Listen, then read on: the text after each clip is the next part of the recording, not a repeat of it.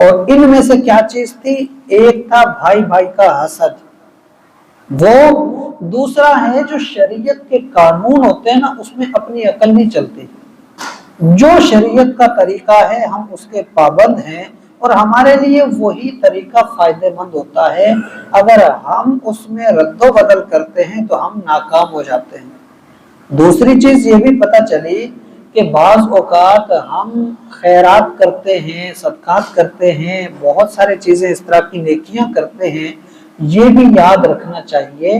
اللہ قبول وہی چیز کرتا ہے جو خالص اللہ کے لیے کی جائے اور اللہ کی فرما برداری بھی اس میں شامل ہو، اللہ تعالی کی ناراضگی نہ ہو، اللہ کا خوف ہو کہ میں اللہ کی رضا کے لیے کر رہا ہوں، اللہ کی خوشنودی کے لیے کر رہا ہوں، اس میں اللہ کی رضا، اللہ کی مرضی، اللہ کی خوشنودی یہ شامل ہو تو پھر وہ قبول ہوتی ہے، وگرنہ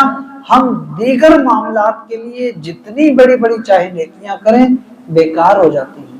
تو قربانیاں دینا، خیرات کرنا، صدقات کرنا، ضرورت مندوں کا خیال رکھنا، ساری چیزیں اپنی جگہ،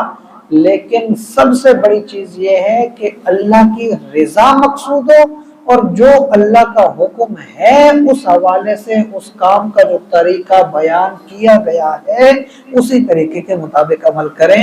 تو ہی وہ فائدہ مند ہوتا ہے، تو ہی وہ قبول ہوتا ہے اور وہ برکت دیتا ہے۔ دوسری چیز،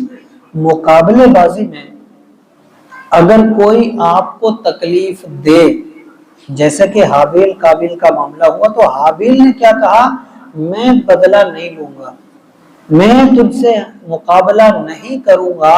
کیونکہ میں یہ چاہتا ہوں کہ مجھے اللہ کی رضا ملے، میں اللہ سے ڈرتا ہوں،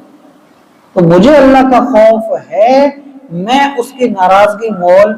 نہیں لے سکتا۔ تو یہ بھی خیال رکھنا چاہیے کہ ہمیں بعض اوقات ہوتا ہے کہ کوئی زیادتی کرتا ہے، کوئی چیز ہوتی ہے تو پھر ہم لوگ ایک دم بدل جاتے ہیں اور ہم کہتے ہیں کہ پہل تو ہم نے نہیں کی نا،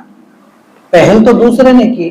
اب تو میں پوری کروں گا۔ تو اس طرح کے معاملات میں اگر ہم کوئی قدم اٹھاتے ہیں تو پھر دونوں میں فرق کیا رہا، لیکن اگر ہم خاموش رہیں گے، اللہ کی رضا پر نظر رکھیں گے، اللہ تعالی ہمیں بہتر بدلہ دے گا اور اس کا اجر بھی دے گا۔ حفاظت کرنے والی ذات اللہ کی ذات ہے۔ اللہ تعالیٰ سے دعا ہے اللہ تعالیٰ ہمیں قرآن کریم کی تعلیمات کے مطابق اپنے اعمال کی، عقائد کی، ایمان کی حفاظت کی توفیق عطا فرمائے۔ وما علینا الا البلاغ المبین۔